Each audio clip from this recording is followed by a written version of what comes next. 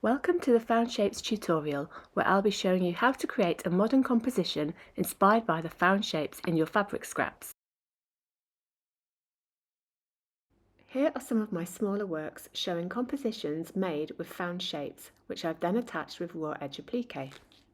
You will applique one or two found shapes on one block, and then repeat this across a minimum of 9 blocks to make your patchwork. You could then choose to make it into a quilt and hand quilt it, choosing to stitch more densely as I've done here, or more simply as I'll show later on in the video. Gather your tools and materials and have a quick read of the guide before making a start. So I'm going to be sharing with you my favourite method of creating simple abstract work. And the beauty of this technique is it's so versatile. You can create different work by just changing a few variables, like the size of the squares that you're working on, the type of material, or the colours that you use. And what I like to do with this type of project, they're usually quite long-term projects for me. I tend to have lots of squares cut out in advance, and then it's just the kind of thing that I can pick up when I'm feeling like creating something, but I don't necessarily want to think about what I'm creating. Using found shapes and offcuts of fabric that I've used for other projects means that that shape is already there for me, and all I've got to think about is where on this square I'm going to place it, and if I want to place 2 or 3 colours together or not. And then the rest I can just switch off and get my hands moving, and before you know it, you have several squares of work ready to put together and create a larger piece. What you will need are some squares of fabric. Mine are 14 by 14 centimetres. You can go larger than that, you can go smaller than that, and I guess it will depend on the size of your scrap offcuts. So you'll want some of your scrap fabrics, and I've ironed mine so I can see the shapes clearer and attach those more easily. Now, most of mine are little negative spaces from shapes I've cut for other projects, but some of them will be in larger scraps like this. So I tend to try and work with the shapes in the condition that they're found in, but if they're a little bit bigger, I might place it on a background, snip that off, and then use this section for something else as well. So for this project to work, I like to set myself a few rules. You can break those rules later if you like, but I find at the start it's nice to have some restrictions. So the first one is I like to use a neutral background. So I'm using linen. It's an unbleached natural linen, and these are remnants from upholstery. So this is quite a sturdy, not very drapey linen, which makes it really good for a wall hanging. And then, so I have my neutral, my background, and then I have 3, usually no more than 3, although I've snuck a 4th one in here. So 3 or 4 colours, and I use solid colours. I don't use any pattern with this. The reason being is I want these shapes and forms to stand out. If there's pattern on there, then that's going to be quite distracting. So the main thing I want to see are these interesting shapes, and then the interesting negative shapes that they create when they're placed together in a grid formation. And as I've been working this way, I've realised it's not just the combination of colour that's important, it's also the distribution of colour. So the proportion of colour. I will be using this as my main colour, and then I'll have smaller accents of these colours, just to kind of, change it up a little bit. So the majority of the colour will be this, and then occasionally little sneaks of these colours. I haven't decided if I'll use 3 of these, it might just be 2. But again, this is something I don't need to decide right now. What can be interesting is to change the textures of the fabric, so they're quite a subtle contrast. So my background's a sturdy linen. It's got a sort of more open weave than the linen that I'll be appliquing to the top. So it's just a very, very subtle visual contrast. So that's another element you could throw in there, is having some contrasting textures with the fabric that you choose. You can vary the amount of squares that you use. I think to get the most sort of interesting play of positive and negative space, I think you need at least 9 to make it work.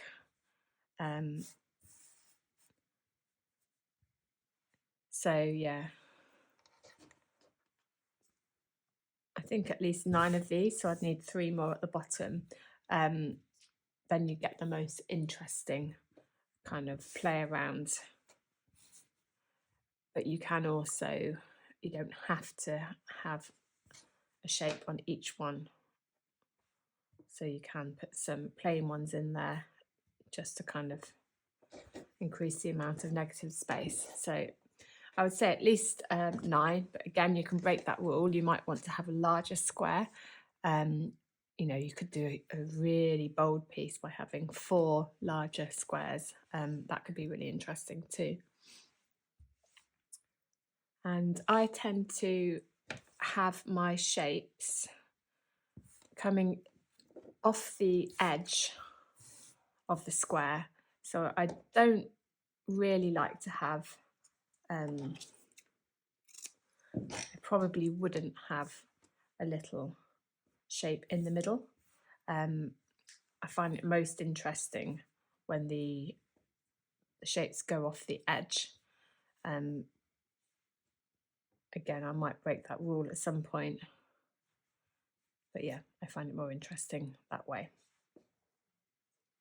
And obviously I'm sitting here at a table because I'm filming this for you, but the beauty of this project and the size of this project is you can take this anywhere. So you can be sitting on your couch and sewing while you're watching television.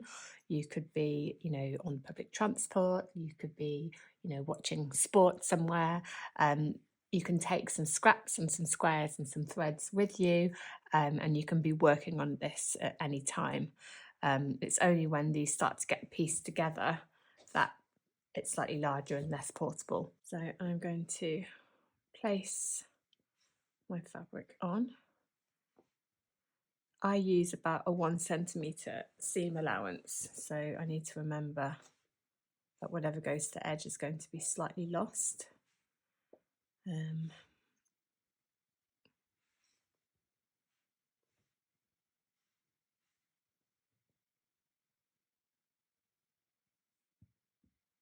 Okay, I'm going to put mine there. So we're going to do a raw edge applique. So I'm letting the frayed edges show. I think that's part of the beauty of this. So because it's quite a small piece of work, we don't really need to baste this down. If I was working on a larger scale, I would, but I do just like to pop a couple of pins in to stop that from shifting as I'm sewing around. With a whip stitch, I find it easier if you are right-handed to sew to your left.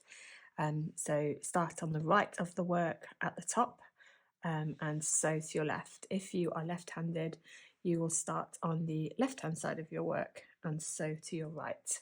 That way you're not working against yourself. You're going to come up from the back, and I'm starting in where my seam allowance would be, and I've just taken the thread a few millimeters in.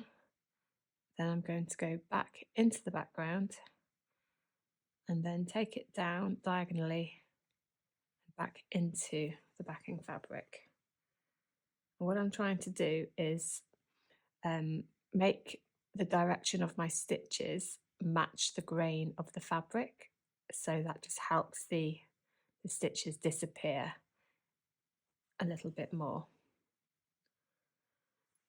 Because I often when I'm working, I really love visible stitches, but for this piece, because I just want the focus to be on the forms, then I'm just using this to just attach the fabric in the most subtle way possible.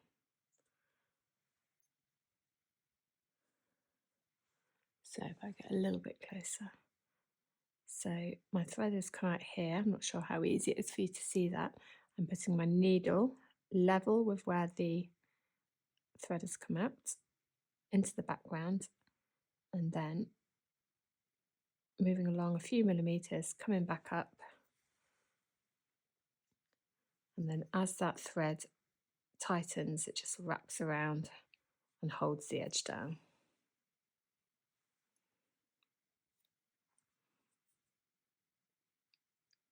And I just continue in the same manner all the way around the shape.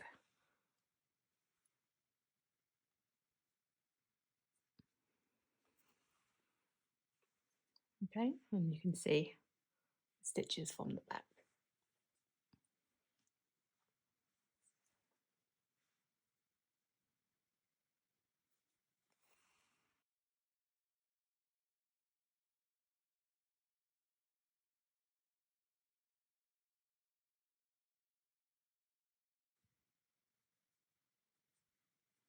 Okay, and as we get into the seam allowance, because we won't see the stitching here, I just attach that with a simple running stitch, because it doesn't matter so much if those stitches are visible.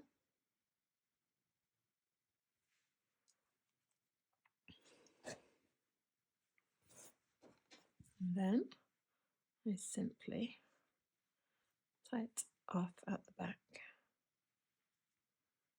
Do that knot a couple of times to secure it.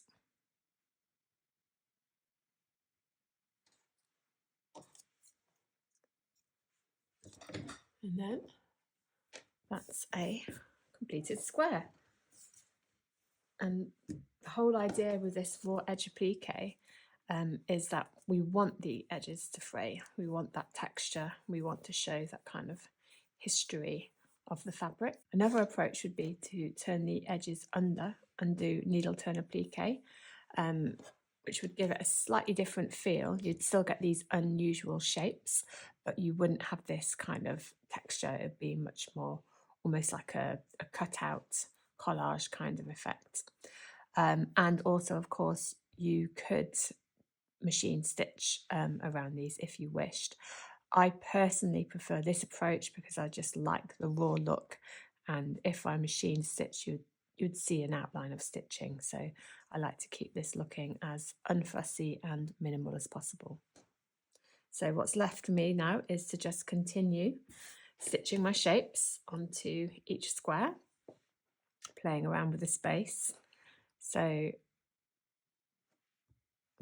for this one, for example, that fits nicely in the corner, so I'm just going to snip this off here, and then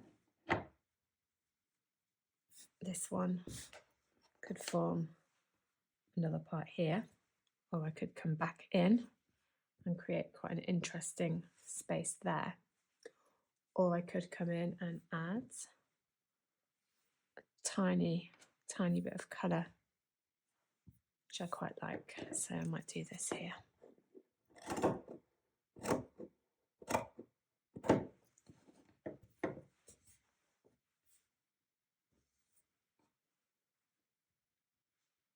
And lots of fun, lots of different things to play around with. Oh, actually that's quite nice, isn't it?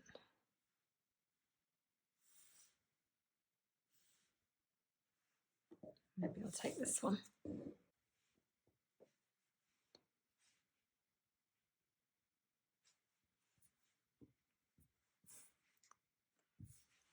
Yeah.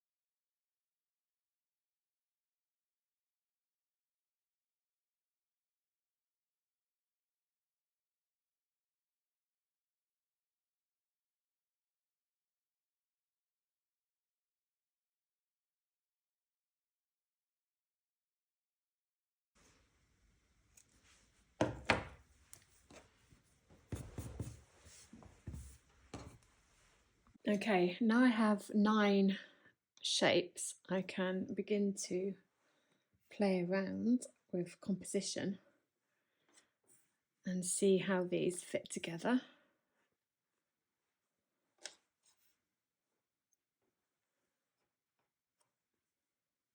And see if we can arrange these in some kind of way that creates a balance of positive and negative space. So right away I'm noticing here that these shapes are too similar, so I wouldn't want to put those close together, and I probably maybe wouldn't want these or these 2 colours so close together as well. So what I like to do is film this. Often I film this just for myself, not necessarily to share with anyone, and it just frees me up to play around with different combinations, and at some point within this I'm going to find a combination that I really like, and then I might forget it, so I can go back and review the video.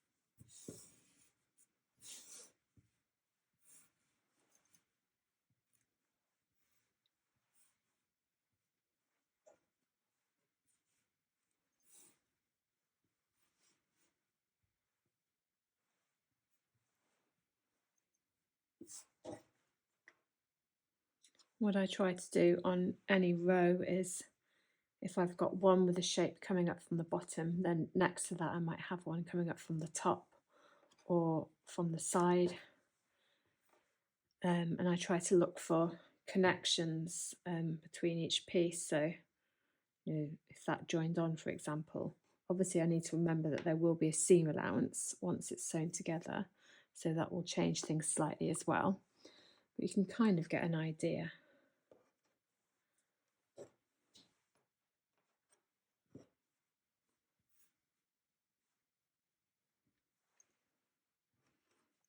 That interesting shape here might not look nice next to some more negative space, so we get a nice kind of space flowing around those shapes there.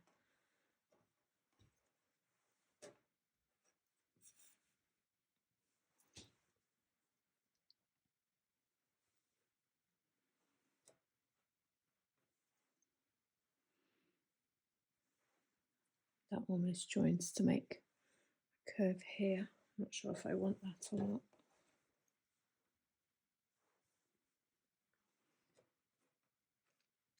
That's lovely how that flows together. I do like that. And then I feel like this needs to go to the end, so that's in the corner.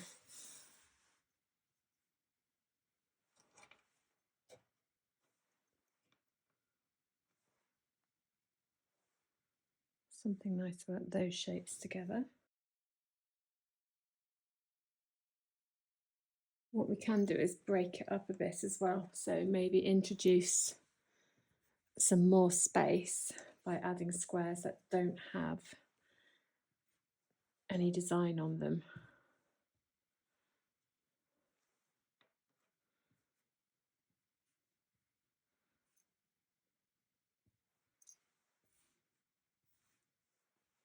I definitely want to keep those 2 together and these 2 together.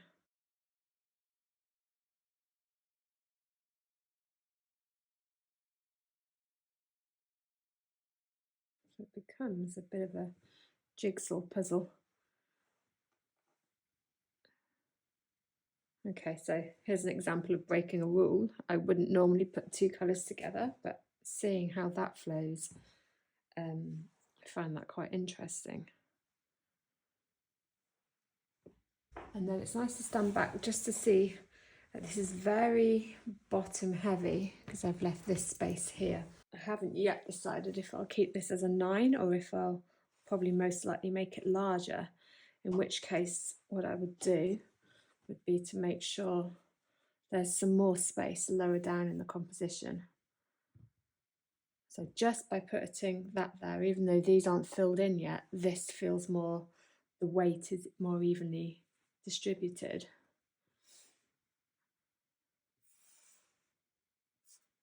And I think what I need are some shapes that are less sort of jagged up here. So potentially, if I look at what I've got in my scrap selection, it might be that I go something more simple here.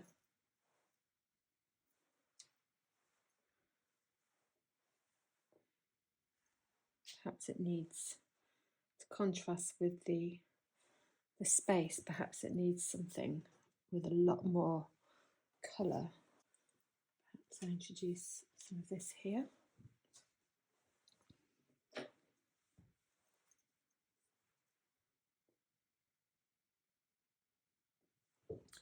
So you can see how it begins to build. So I feel like I need to sew 1, 2, 3, 4, 5, perhaps 6 more, and then have another empty space one, and then go from there.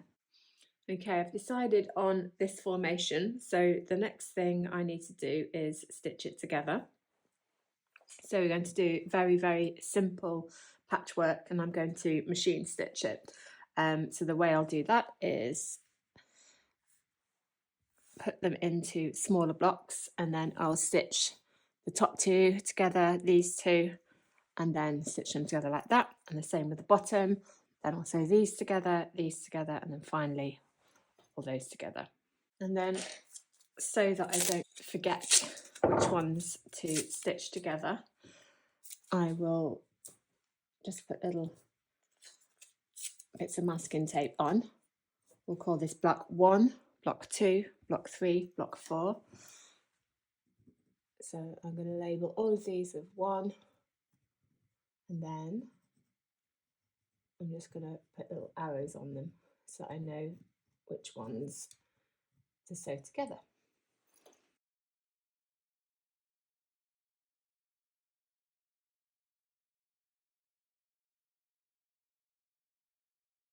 And then just remember, we'll go A, B, A, B. Okay, and then hopefully now I'm not going to get those confused.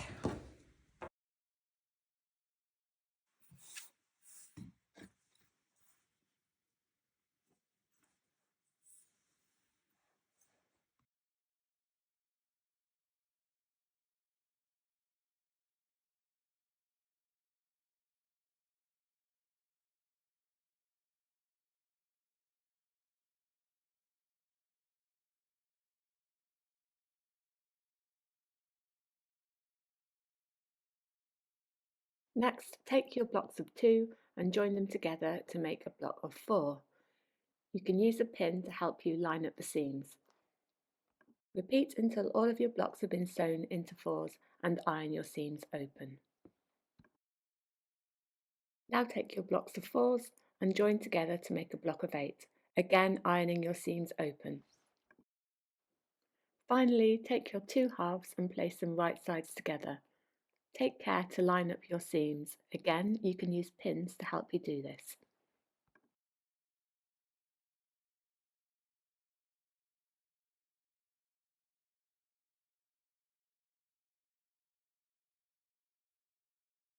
Now that you've finished the patchwork, you have a few decisions to make. You could finish the edges and leave it unbacked, which looks beautiful when hanging in a window. Or you could decide to turn it into a quilt like I've done here. I've added very dense stitching, which is functional but also decorative. I've alternated the colour of the threads and the direction of the stitching, depending on whether the stitching is in the foreground or background. Because of the hand-stitched nature of the applique and the raw edges, you may decide to turn it into a wall quilt rather than a functional quilt. So I've decided I'm going to quilt this into a small wall hanging. So if you wanted to do the same, to make your quilt, you will need a backing fabric, some wadding or batting. I'm using 100% cotton, and then your patchwork top that you've just made. I have secured the 3 layers together with pins, and when you do that, you want to make sure that your seams are lying flat, so they're pressed open. So give everything a good press before, and then I like to put my pins where the seams meet, just to help those to sit flat. And I've thought about where I want to place my quilting stitches and what kind of design to do. And I've decided that I'm going to go quite simple with it. I really like the balance of space between these different forms. I like the space that's flowing between them, and I like that they're quite bold and organic. So for that reason, I don't want to kind of soften it by introducing lots of texture with dense hand quilting. And I thought what I would do is to create a quilted grid and go in between the patchwork seams rather than on them or next to them. And what I'm trying to get is an interesting contrast and tension between what's quite organic and what's quite grid-like. And because my patchwork is slightly distorted, you know, linen's quite tricky to get accuracy with, I think it'll be quite a nice contrast to have some solid grid lines, but they'll be hand stitched, so again that gives it a softer, more organic feel. So yeah, let's see how that goes. And normally I would use an ecru coloured quilting cotton. This is pearl cotton number 8, but I've decided to keep it nice and subtle. I've matched the thread, or nearly matched the thread, to this darker colour. So we've got a deep grey, again pearl cotton number 8, and I'm going to attempt to keep my stitches quite small and even.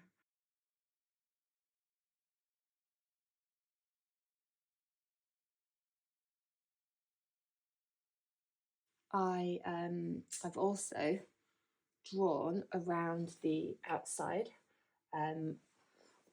where my seam allowance will be, and this is where I'll place the binding up to the edge. So I'm going to start my quilting right on the line that I've drawn around, so it comes in at the same point every time. I'm going to start it in the wadding layer, so the knot will be buried between the back and the top, and then I'm just simply rocking my needle back and forth,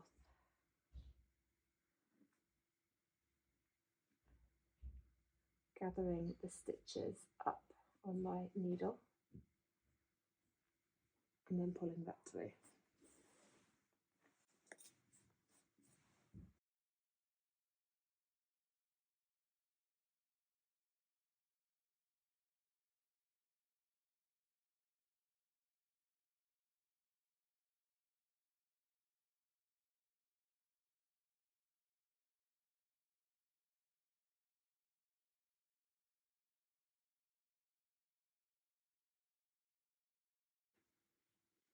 And then finishing, I'm just going back here, making sure it's not pulled.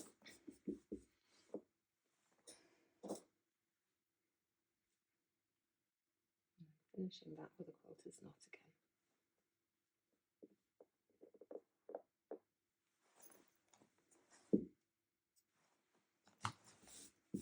Okay, that's one row complete.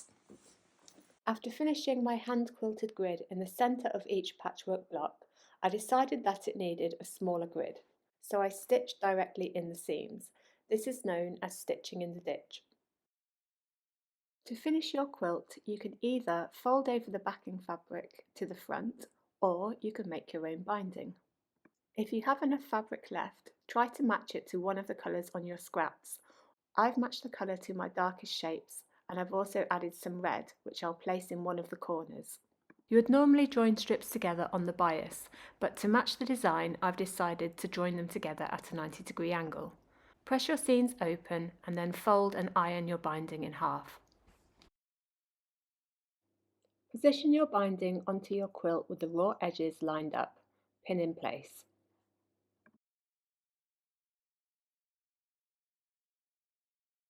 To make a mitered corner, watch carefully as I fold back the binding at the edge of the quilt.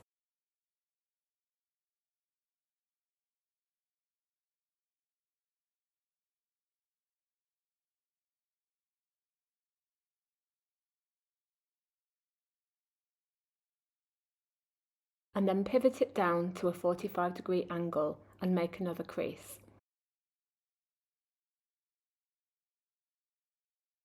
I'll then fold the binding back up around the other side, which will make a nice neat corner.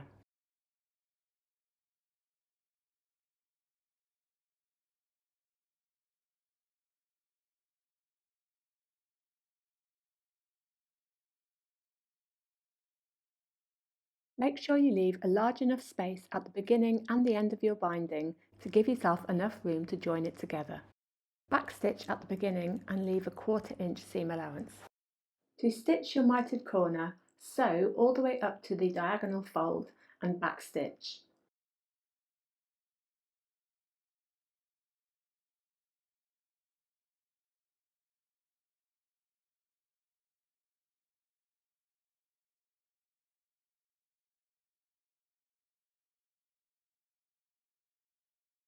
Then lift your needle up, turn your work and carefully fold under the corner of the binding.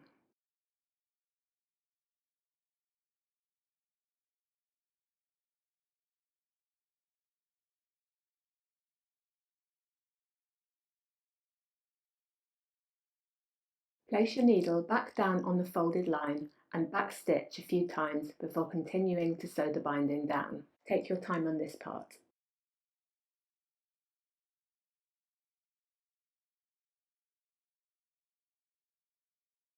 We're going to join our binding together on the bias to reduce the bulk. Take one end and fold it up so it forms a 45-degree angle. Then place the other end over the top, right sides together.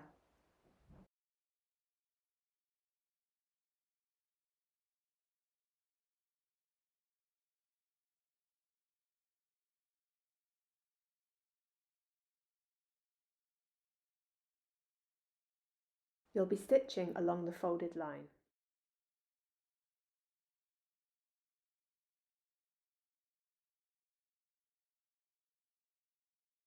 Pin the fabric where it overlaps and pull it out away from the quilting.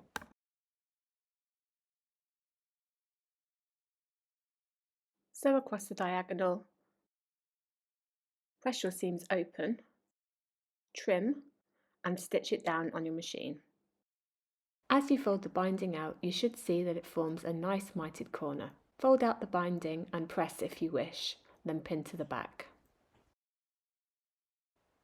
When folding the binding to the back, take your time when you get to the corners so that the binding sits nice and flat on the front and the back.